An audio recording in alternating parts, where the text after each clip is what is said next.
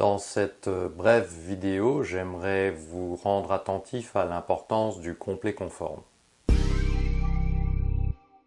Le complet conforme, c'est démarrer des opérations ou des tâches que lorsque tous les éléments requis sont disponibles. Le complet conforme est une exigence. C'est une exigence qu'il faut avoir envers ses fournisseurs ou envers ses prédécesseurs lorsqu'on est en mode projet. Toute opération qui se fait avant notre propre opération doit être livrée prête à démarrer intégralement sans interruption. Dans l'exemple d'une production manufacturière, le complet conforme voudrait dire on ne commence les opérations de production, on lance une série par exemple, que lorsque tous les éléments sont effectivement disponibles. Il s'agit aussi bien des pièces, des matières, des plans, des instructions, des outillages, des outils, des machines qu'il faut, qui sont disponibles. Si l'on démarre sans avoir la garantie du complet conforme, que va-t-il se passer? À un certain moment, si ce n'est dès le départ, on va se rendre compte que continuer les opérations n'est pas possible à cause d'éléments manquants. Ça peut être des pièces, de la matière, des plans, tout ce que j'ai cité.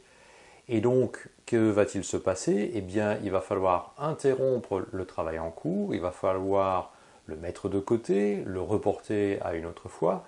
Ça veut éventuellement dire il y a un problème avec la replanification nécessaire. Ça veut dire des délais supplémentaires, des retards éventuels pour livrer à la station suivante, à l'étape suivante, voire au client des choses qui n'ont pas pu être terminées. C'est aussi faire des changements, notamment sur des machines, des changements qui sont inutiles, que l'on aurait pu s'économiser si on avait eu la certitude de démarrer en complet conforme. Les problèmes liés au complet conforme existent également en mode projet. Il s'agit là de projets en mode exécution. Il n'y a plus de phase créative, il n'y a plus de phase ni de recherche ni de développement. Il s'agit simplement d'exécuter et de livrer quelque chose après une durée qui est déterminée. Il s'agit là d'obtenir de la part des prédécesseurs un cahier des charges qui soit complet, les données de base réellement nécessaires pour démarrer l'activité. Les conséquences, si on ne dispose pas du complet conforme en mode projet, ça va être quoi? Ça va être un travail en multitâche ou un travail en stop and go. On va mettre là encore de côté des choses que l'on ne peut pas faire avancer parce qu'il nous manque des éléments. Le fait de mettre de côté va augmenter l'encours des tâches à réaliser qui ne sont pas finies.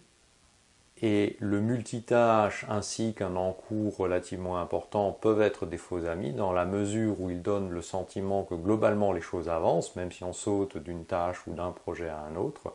Cependant, la loi de Little est là pour nous dire que lorsque nous avons un encours qui augmente, les délais se rallongent. Lorsque l'encours augmente, que les délais rallongent, on va très certainement également rentrer dans un mode chaotique, puisque l'encours devient excessif. Les projets finissent par être près de leur date de réalisation prévue, et donc les chefs de projet ou les chargés d'affaires vont venir et vont tenter de faire avancer les choses, et on risque fort de rentrer dans un mode chaotique, avec des priorités qui vont changer fréquemment, en fonction des urgences clients, en fonction de celui qui crie le plus fort, de celui qui a la plus grande influence ou qui bénéficie de la meilleure sympathie dans l'équipe projet. Dans nos missions de conseil, imposer le complet conforme est une des clés de la performance. Imposer le complet conforme n'est pas facile. Il faut arriver à outrepasser des mauvaises habitudes qui sont prises, ou alors ce sentiment que finalement on arrive à faire avancer les choses. Et nous avons un exemple où le complet conforme est imposé, c'est par exemple l'administration.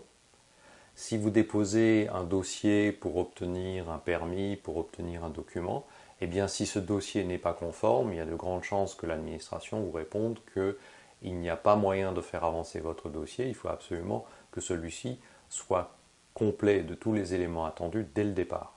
L'administration dispose de l'autorité nécessaire par sa position, par son monopole ou son pouvoir régalien, d'imposer réellement le complet conforme. Ce n'est pas populaire auprès des usagers, mais c'est assez efficace. Et en définitive, il y a un réel coût pour l'usager qui ne ferait pas, qui ne rendrait pas les éléments d'un dossier complet conforme, puisque très certainement il va falloir aller ou donner les éléments à l'administration qui va répondre que en l'état il n'y a rien de faisable puisque le dossier n'est pas complet conforme, donc il faudra revenir ou refournir les éléments manquants. Le fait qu'il y ait ce coût à ne pas faire bon du premier coup est une incitation très forte à le faire, et donc on est contraint par la puissance publique à faire bon du premier coup pour la préparation des dossiers. Alors bien évidemment, la réciproque n'est pas nécessairement vraie. Ce n'est pas parce que l'on fournit tout complet conforme que l'administration va forcément s'empresser de nous rendre le service attendu.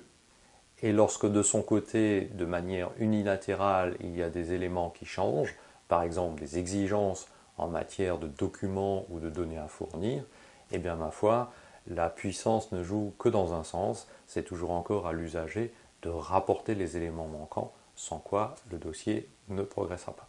En espérant que vous avez trouvé de l'intérêt dans cette brève vidéo, si tel est le cas, merci de le faire savoir. À bientôt pour une prochaine vidéo.